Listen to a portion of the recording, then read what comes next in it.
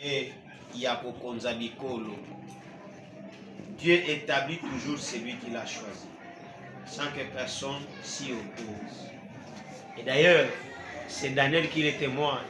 Dans le livre de Daniel chapitre 2, le verset 21, quand Daniel s'était isolé pour prier Dieu, afin qu'il puisse avoir la vision, le songe du roi Nabuchodonosor et son interprétation, Dieu lui a révélé tout ce que Nabuchodonosor avait eu comme songe. Et après cette révélation, le Dieu de la Bible lui a donné l'interprétation. Et par rapport à cela, Daniel avait fait une prière d'action de grâce pour dire merci à Dieu.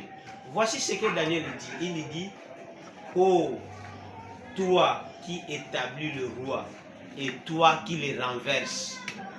Bien aimé dans le Seigneur, écoutez, s'il y a une personne qui est en train de prendre la place de Dieu, qui est en train de nous terroriser, nous avions le plein pouvoir de les renverser. Parce que celui qui établit le roi, c'est le Dieu de la Bible. Celui qui nous a choisis pour que nous soyons son peuple, pour qu'au travers de nous, qu'il puisse se faire connaître au reste du monde, c'est celui qui établit aussi le roi. Au lieu de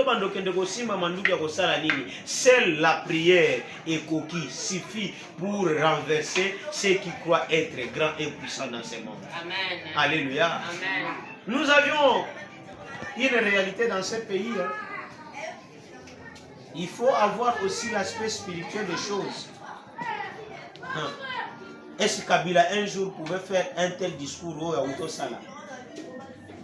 Qui pensait qu'il pouvait faire un tel discours? Chinaram. C'est le Dieu de la Bible qui établit et qui renverse. Amen. Amen. Et le quatrième domaine, c'est dans le fait d'effacer les fautes et de pardonner les péchés.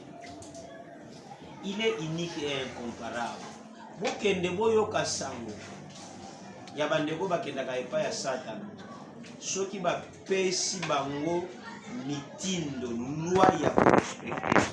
Ceux qui a respecté yango te yeba yango mbano ezali. Il y a des conséquences. Combien de personnes sont devenues des fous? Combien de personnes sont mortes?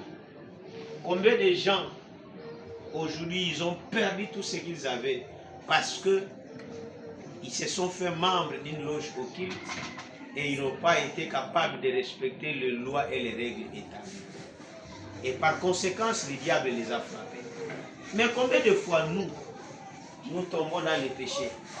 Combien de fois nous sommes incrédules? Nous sommes méchants devant le Seigneur. Nous sommes incapables d'obtempérer à tout ce que le Seigneur nous donne comme recommandation. Mais le Dieu de la Bible, il ne frappe personne. Alléluia. Amen. Alléluia. Amen. Il est toujours avec nous.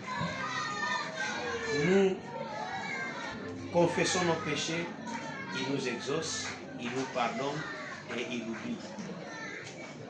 Il est unique et incomparable. Bien-aimés, écoutez, le cinquième domaine, c'est dans le pouvoir qu'il a de sauver et d'agir en faveur de son peuple. Il a le pouvoir de sauver et d'agir en faveur de qui? En faveur de son peuple. Ésaïe 64, le verset 3. Jamais on n'a appris ni entendu dire, et jamais l'œil n'a vu qu'un autre Dieu que toi fit de telles choses pour ceux qui se confient en lui. On n'a jamais entendu et nous n'avions jamais vu un autre Dieu qui a fait des choses plus que toi en faveur de ceux qui se confient en lui. Non. Ça, ce sont les enfants d'Israël qui le témoignent. Le Dieu de la Bible, il sauve et il défend toujours ceux qui se confient en lui. Ce matin, j'aimerais dire à quelqu'un, écoutez, le Dieu de la Bible est capable, il ne t'a jamais abandonné. Si tu es encore en vie, parce qu'il est avec toi, alléluia. S'il te laisse une minute, une seconde, tu es mort.